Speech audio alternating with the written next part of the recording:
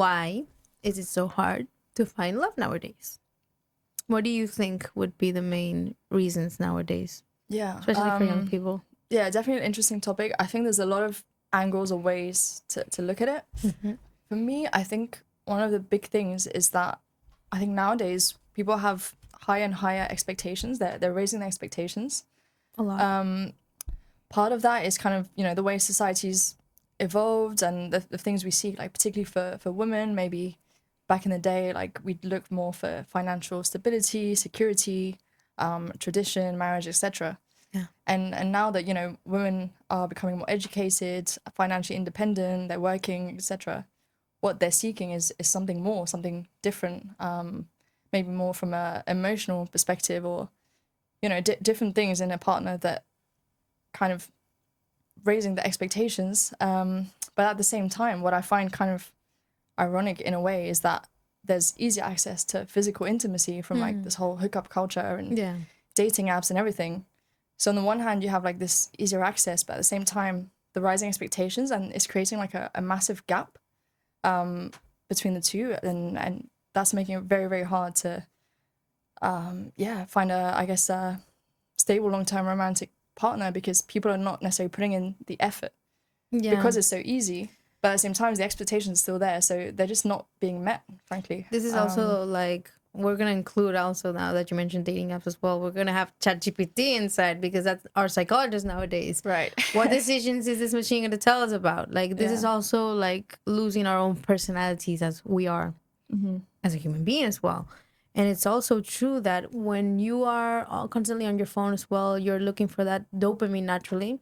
And it's true. This has always been. It's that people are just searching for this dopamine. Let's just swipe, speak, flirt, and go to the club and flirt with someone. But then when you are back to normal the next day, it's not going to be the same feeling either as well. It's like you're going back to the same thing. You're just looking for that hype, that dopamine all the time. The dopamine hit, and then becomes a vicious cycle, really. It is a vicious cycle, yeah. I think the problem is as well, like with these dating apps especially, we just have too much choice, and it's almost too overwhelming for the brain, I'm pretty sure there's science behind this, but like too much choice just makes it very, very hard for us to make a decision and to commit, and we think there's always better. We can just have a normal like conversation with someone as well, and just identify what it is, how we feel as well.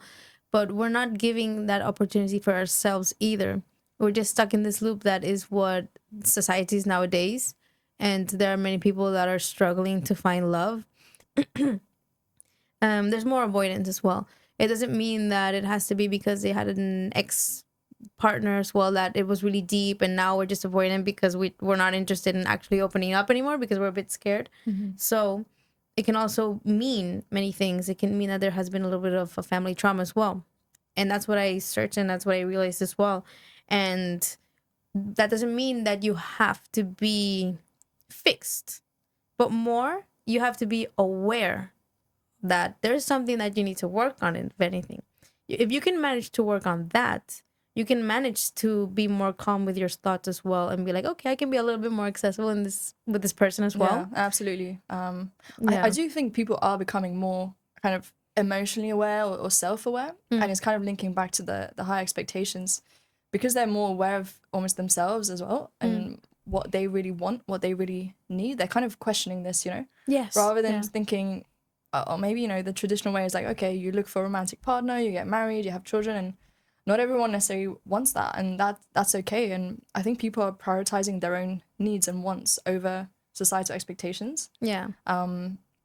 Which, again, I guess makes it kind of less, or probably harder to find a romantic partner that fits or fulfills those needs. Especially like nowadays, like it's what you mentioned before, there's too much social media. When I see scrolling, there are videos where I'm seeing of how to be in a relationship, or typical couples that are doing stuff like videos of, I remember I saw one of them running with a dog, and then they're hugging, and I see this, and it's like, this is not the reality. Like, we have to really stop seeing this. What they show is like the best, or an image they want to portray, but that's not reality at all. That also raises our own expectations, think, oh, people have this, why can't I? And then this is what we seek, and we're seeking this ideal that maybe it just doesn't exist or will never happen, you know. And I think it's great to, you know, have high expectations for yourself and realize your worth and understand your needs and all of this. But yeah, at some point, I suppose you got to be realistic about the situation as well. Of course, yes. And I think another thing is, you know, the way in which people meet nowadays,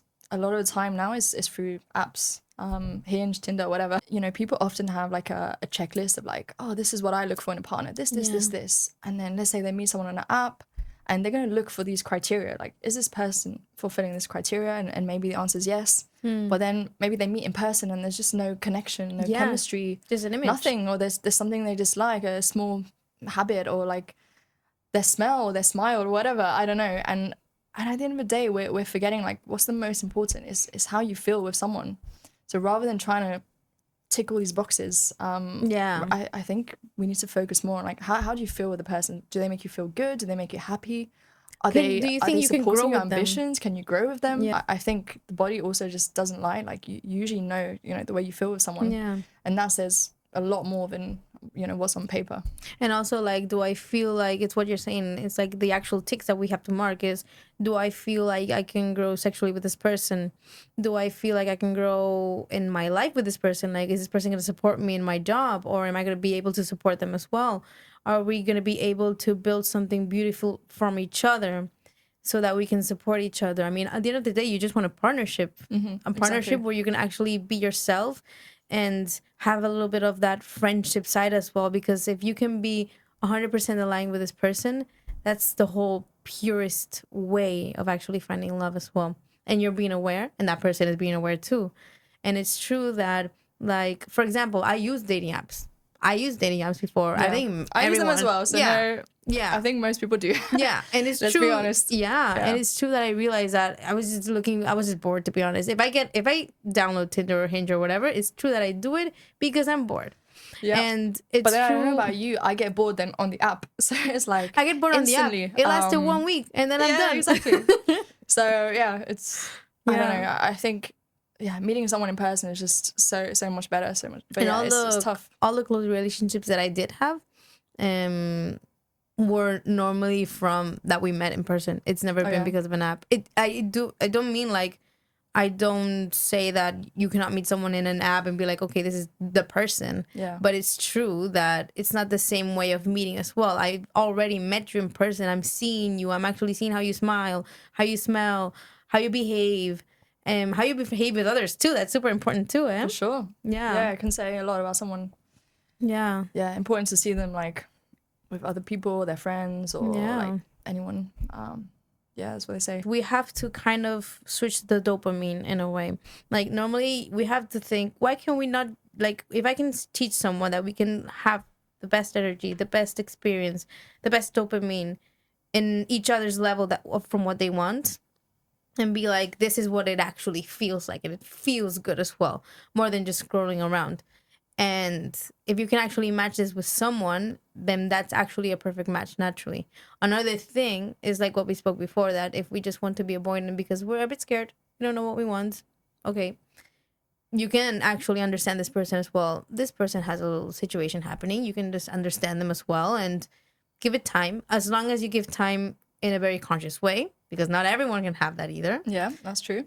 You can just be smart and just see what are the hooks that are happening and understand each other more as well. I think it's important to acknowledge that, you know, everyone has their flaws. So it's more about which flaws can be turned into strengths for you or fit well with you. Or what are you willing to tolerate?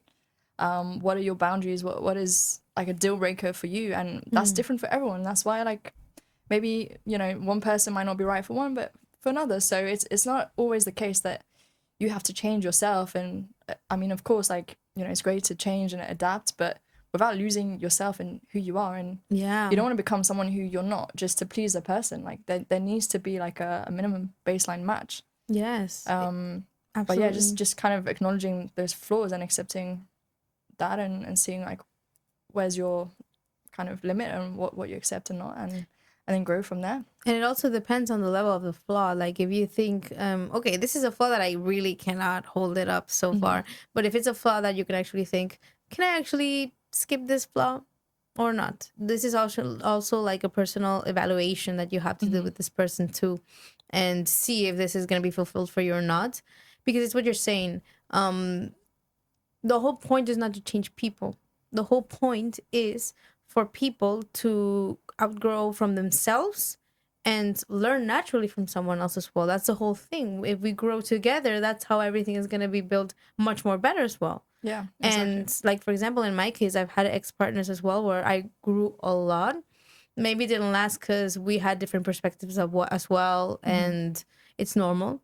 But at the end of the day, like me, I feel like, oh, I learned so much and I'm so grateful for what I learned until I meet the next person, obviously. And I will be like, okay, it's always a process. And Exactly. dating Yeah. is not just we're gonna find one person, this is the person.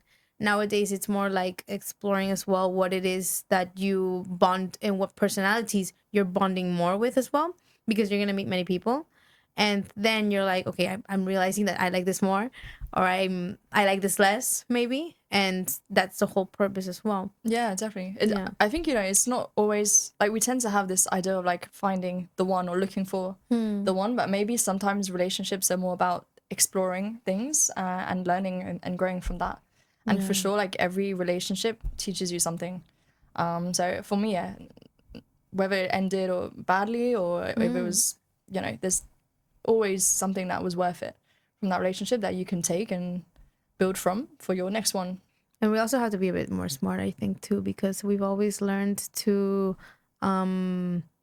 yeah, to follow the Disney way as well of how things have to be, even though now Disney is so different now for people that are Gen Z or even younger as well. But it's true that it's not what it is anymore. Like, it's a little bit of a mind thing. What I mean this is like with what we were speaking of, technology and everything is already like mind trapped in a way, with the phone, with Instagram, with Tinder, with everything that we can access now. ChatGPT too. Like, I mean, Yeah. we have this psychologist now that he or she is gonna speak everything right now, and we're depending so much on that, and we're not really like letting loose and just be ourselves, and be comfortable being ourselves too, because the whole point is for you to be comfortable with that person and accept if this person will accept or not. That's Yeah. what it is. Yeah, exactly. So it's like being, you know, you don't want to become someone you're not, and yeah, stay true to yourself, authentic to yourself, and you'll attract someone on that same vibe, you know, same wavelength, I guess. Yeah, exactly. I mean, the point of this podcast is also to there is a little bit of teaching here as well of how we can actually identify things, identify people that we're dating too, how to change perspectives and help each other to be much more open and analyze, okay, this is going to be right for me, this is not. Okay, 29 is also because we have to learn how to say yes. Doesn't mean that we're going to go always having that yes all the time.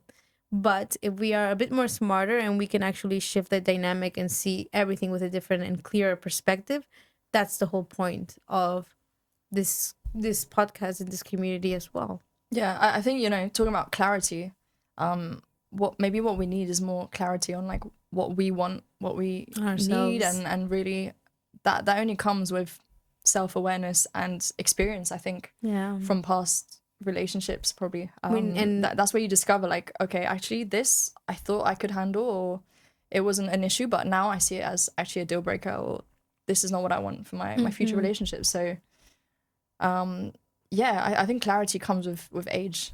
yes. And time, and obviously I'm a lot clearer now being 31 than when I was 20. So yes. And also like knowing how to learn. I mean, we need to learn how to not not trip on the same rock as well. And it's super hard, eh? It's super hard to yeah, like not to stay stuck in the same patterns Yeah. and cycles and because then we're blaming ourselves. dynamics. Exactly. Yeah, but we need to take responsibility for that as well. And Exactly. you know, it's very easy to say, oh, they were this way and this and this, and you didn't like this and this, but hey, you chose this. Yeah. So actually think about, why did you choose this? Okay, Yeah. what are you going to do to not choose this if this is not what you want? Exactly. So we need to also take accountability and responsibility, and that's how we evolve and make better decisions, better discernment in the future. Exactly. At the end of the day, like, you know yourself better than anyone, so Yeah. you will know what decision is right for you. But it's true that sometimes you can get stuck in the middle and not kind of see the zoomed out version, and Yeah.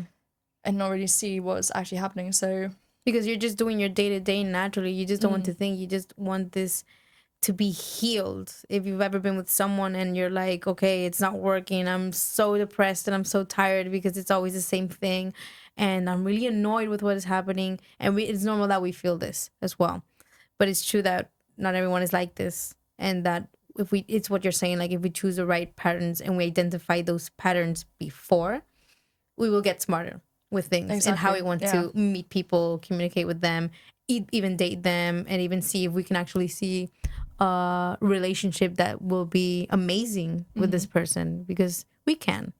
Yeah, and you'll identify those patterns much quicker. You know, if you've been through those cycles and you've learned from it, then you'll see straight away, okay, actually I'm recognizing this, I'm not liking it, it's reminding me of this. You know what, like, this is not for me. And it's kind of moving on quicker, and not kind of wasting your time or spending more time than necessary with a person that ultimately is not right for you. Exactly.